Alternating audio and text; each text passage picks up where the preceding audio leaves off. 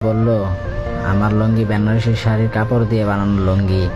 তখন রাকিব বলল, চৌধুরী সাহেব, বেনারসি লুঙ্গি নিয়ে কখনো অহংকার করবেন না। মেজাজ গরম হয়ে গেলে আপনার লুঙ্গির নিচে কক্কের মাইরা লুঙ্গি উড়িয়ে দিমু। চৌধুরী সাহেব বলল, মুখ সামলে কথা বল।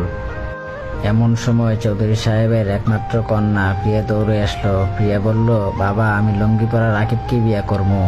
তোমার বন্ধু খান সাহেবের ছেলে হাফ প্যান্ট পরা বেটাই সুমনকে বিয়ে করবো না। রাকিব প্রিয়ার হাত ধরে চৌধুরী সাহেবের বাড়ি থেকে বের হয়ে আসছে। চৌধুরী সাহেব তাদেরকে আটকানোর জন্য পিছন দিকে দৌড়ে আসলো। তখন একটি ঝড় বাতাস এসে চৌধুরী সাহেবের লুঙ্গি উড়িয়ে নিল। বাতাসকে উদ্দেশ্য করে চৌধুরী সাহেব তার গান ধরল, পাগলা হাওয়ায় তোরে লুঙ্গি আমার যায় যে উড়ে। আপনি কি জানেন, এক আবুল জাল টাকা ছাপাতে ছাপাতে একদিন 300 টাকার নোট ছাপিয়ে ফেললো। এখন এই টাকা নিয়ে সে তো মহা টেনশনে পড়ে গেল।